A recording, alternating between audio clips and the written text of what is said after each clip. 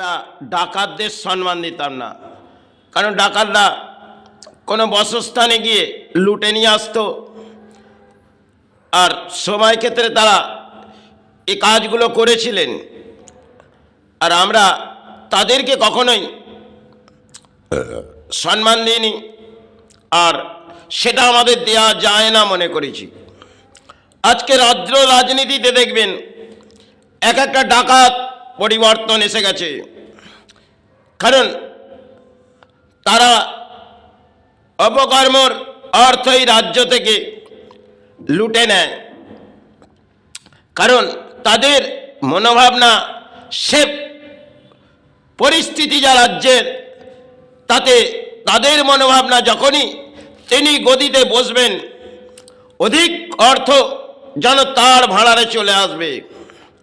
সময় ক্ষেত্রে আমাদের হয়তো স্বাধীনতা সংগ্রামে তারা দেশের জন্যে লড়াই করেছিলেন আর দেশকে জাগিয়ে দিয়ে গেলেন। আজকে এই নেতারা যারা উন্মাদ হয়ে পড়েছে রাজনীতির মাঝে, কারণ নেতা পরিবর্তন নয়, এটা যদি ভাবি রাজ্যের মাঝে ডাকাত পরিবর্তন হচ্ছে, আর রাজ্যের মাঝে চলছে হয়তো বড় রাজনীতির খেলা, কেন এক অংশের কলির একটা খেলাই হয়তো চলছে বটে বাংলার মাঝে আর ভারতবর্ষের মাঝে, যেন একটি ইতিহাস বাংলা গড়ে দিয়ে যাচ্ছে। কারণ সংবিধান সে সমস্ত বাংলা থেকে সেটা চলে গেছে, কারণ দেশের আইন বলে কিছুই নেই। আজকে সাধারণ মানুষ যদি কোনো অপকর্মের কাজ করে বসে, তার জন্য সংবিধান আইন কিন্তু আছে। আর দেশের যে বড় বড় নেতারা, তারা যতই অপকর্মের কাজগুলো করুন না কেন, তারা আজাদি ফৌজ। তাহলে সুভাষচন্দ্র বোস তিনি এই বাংলার মাঝে এসেছিলেন, স্বাধীনতা সংগ্রাম করেছিলেন। সময় হয়তো বহু পেরিয়ে গেছে, আর পুরনো সময় ইতিহাস আমাদের রাজ্যের মাঝে যারা এই রাজ্যের কিছু ঘর লুটে গেছে, তারা কিন্তু একটি করে বাসস্থানের দিয়া নিশ্চয়ই জ্বালিয়েছে। আজকে রাজ্যের মাঝে রাজনীতিতে যারা রাজ্য লুটছে, যারা এই রাজ্যের অর্থ নিয়ে তারা নিজের অর্থ যেন সঞ্চয়ের অর্থ, এই রাজ্যের অর্থ, এ রাজ্যের পরম দুর্ভাগ্য। কারণ রাজ্যে তো শিল্প বলে কিছুই নেই। আজকে রাজ্য সরকার একটি প্রস্তাব হয়তো বাংলাকে দিচ্ছেন বটে, কারণ বাংলার মানুষ রাজনীতির মাঝে একটি যুক্ত, সেখানে কিছু গ্রহণ করছে। বাহ, অসাধারণ! এই রাজ্যের পরিস্থিতি আজকে শিক্ষিত সমাজ তারা নিরুপায় হয়ে গেছে, কারণ রাজ্যের মাঝে শিল্প তো নেই, আর নতুন করে কর্মস্থান কোনোটাই আসবে না।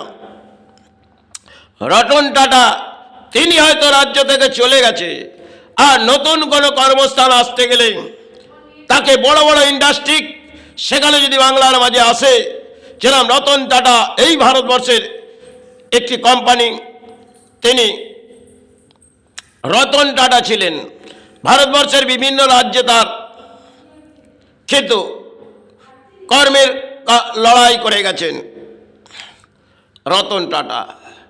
তিনি যেভাবে এই বাংলায় এসেছিলেন, আর বাংলার দুরবস্থা হয়তো তিনি থাকলে কাটিয়ে যেত, কিন্তু সেটা একটা রাজনীতির ম্যাচের মাঝে আমরা তোলপাড় করে দিলাম, কারণ দিয়া জ্বালাতে আরম্ভ করলাম যাতে এটা সরে যায়।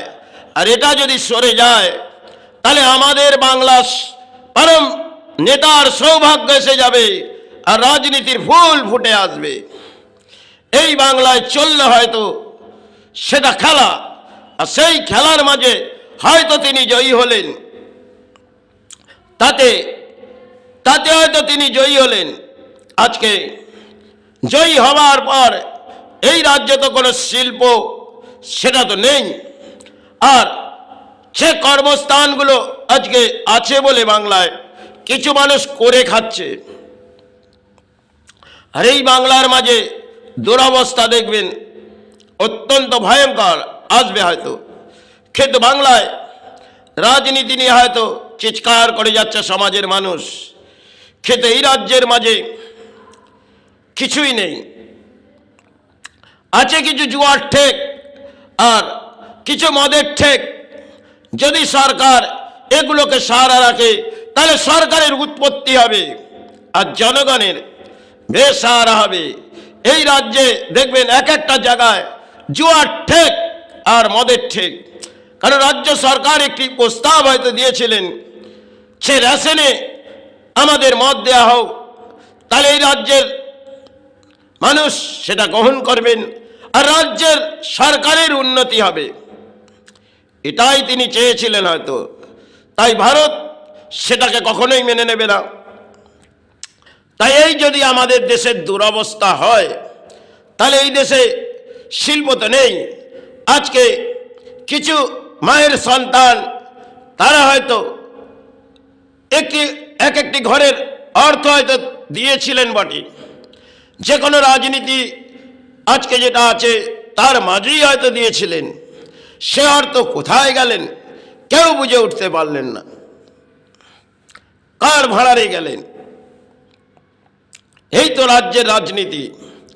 আর সেখানে তিনি হয়তো অসাধারণ ব্যাখ্যা বলছেন, ছান কিছু বাড়ি থেকে কিছু অন্ন গড়ে নিয়ে পথে যান, তাতে দেখবেন স্টেশনে যান, আরে একটি স্টেশন যেতে গেলে বসস্থান থেকে তাতে কিন্তু হয়তো আজকের যা মূল্য, আপনি গ্রাম থেকে পথে একটুখানি যাবেন তাতে 20 টাকা, এবং তার থেকে দূরত্ব পথ যাবেন তাহলে 40 টাকা। আসা যাওয়ার পেছনে 100 টাকা হয়তো বিলিং হবে। আর 1 কিলো কড়াই, যেটাকে তিনি ব্যাখ্যা দিচ্ছেন বটে, তার মূল্য 100 টাকা। তাহলে 600 টাকার তিনি হয়তো পুরো 2 কিলো কড়াইকে তৈরি করলে আর 300 টাকা হয়তো ব্যয় বৃদ্ধি হবে, আয় বৃদ্ধি হবে 300 টাকা। তাহলে পুরোটা যদি তার সেল হয় তবেই তিনি সঞ্চয় কিছু অর্থ নিয়ে আসতে পারবে, কারণ নাইলে সে অর্থ আনতে পারবে না। আর সরকারের অসাধারণ ব্যাখ্যা হয়তো রাজ্যের মাঝে ছড়িয়েছেন বটে, কিন্তু সমাজের কিছু মানুষ গ্রহণ করেছে। কারণ যদি আপনি সারাটা দিন পথে থাকেন, দেখবেন স্টেশনে কখনো গাড়ি আসছেন আর কখনো আপনাকে খামোশ হয়ে বসে থাকতে হবে। কারণ যদি আপনি যে স্টেশনগুলো জংশন, সেখানে তো আপনি চান্স পাবেন না, কারণ জংশনে দেখবেন সেখানে কেউ না কেউ আছে, আর আপনাকে যেতে গেলে সেই জংশনের মাঝে আপনাকে সারা আসতে গেলে আপনাকে কিছু অর্থ দিতে হবে। তাহলে আপনি অর্থ 1000 টাকার মধ্যে অর্থ লাগিয়ে করবেনটা কি? কারণ 1000 টাকার তার এই বাজারে কোনো মূল্য আছে? একটি যে কিছু জিনিস কিনবেন সেটা করার জন্যে তারও তো মূল্য আছে। আর হয়তো আজ আপনি পথে গেলেন, কিন্তু গেলেই যে কিছু বিক্রয় হবে তা তো হয় না, তার সময় সাপেক্ষ লাগে। একটা কর্মস্থান যেমন গড়তে সময় লাগে, তেমন যে কোনো কাজ করতে গেলে তার কিন্তু কিছুটা সময় হয়তো লাগে। তাতে কেউ সফল হয়, কেউ বিফল হয়, কিন্তু ধৈর্য সর্বক্ষেত্রে, কর্মের ধৈর্য রাখতে হবে। কিন্তু সরকার যে ব্যাখ্যাটা দিচ্ছেন বটে সেটা সমাজের কিছু মানুষের গ্রহণযোগ্য, কিন্তু ধর্মের মাঝে যদি থাকি এটা কখনোই গ্রহণযোগ্য নয়। আজ হয়তো এই বাংলার মাঝে, যার নামের মাঝে এই বাংলা ফুল ফুটিয়ে যাচ্ছে, তিনি সুভাষচন্দ্র বোস। তিনি এই বাংলার মাঝে এসেছিলেন আর সময় ক্ষেত্রে স্বাধীনতা সংগ্রাম করে আমাদের রাজ্যখানে দেশকে কিছু বুঝিয়ে গেলেন। আজকে নেতারা কি বোঝাচ্ছে আমাদের জনগণকে? তিনি রক্ত দিয়ে কিছু বুঝিয়ে গেলেন। কারণ সবাই ক্ষেত্রে স্বাধীনতা হয়তো পেরিয়ে গেছে, বহু সময় হয়ে গেছে। আজকে সে সমস্ত জিনিস হয়তো পুরনো ইতিহাস হয়ে গেছে, আর নেতারা উৎপাত হয়ে পড়েছে। এই রাজ্যে চলছে বড় রাজনীতির খেলা, আর জনগণ দেখছে এক অংশের খেলা, কখন আমরা সাহারা আসবে। কারণ দুটি অংশের খেলার মধ্যে কেউ জয়ী হবে, আবার কেউ বিফল হবে। এই তো রাজ্যের রাজনীতি। এই রাজনীতিতে দেখবেন নেতারা উৎমাত হয়ে পড়েছে, কারণ সুভাষ তো ফিরে আসবে না, আর এরা তার নামের মাঝেই লড়াই করবে। আজকে হয়তো কিছু মন্দির দেখবেন, সেখানেই যাবেন, আজকে মহাসরস্বতী পূজা, কিন্তু বাকি একবার সাজিয়ে দেওয়া হবে। তাতে আজকে বর্তমান দিনে দেখবেন প্লাস্টিকে, এটা সময় ক্ষেত্রে আমরা করে যাচ্ছি। কারণ এই ধর্মস্থানে আমি কোনোদিন প্লাস্টিক দিইনি, আর ধর্মের মাঝে হয়তো আছি, আজ আছি, কাল শিচর। জয় গুরু, জয়।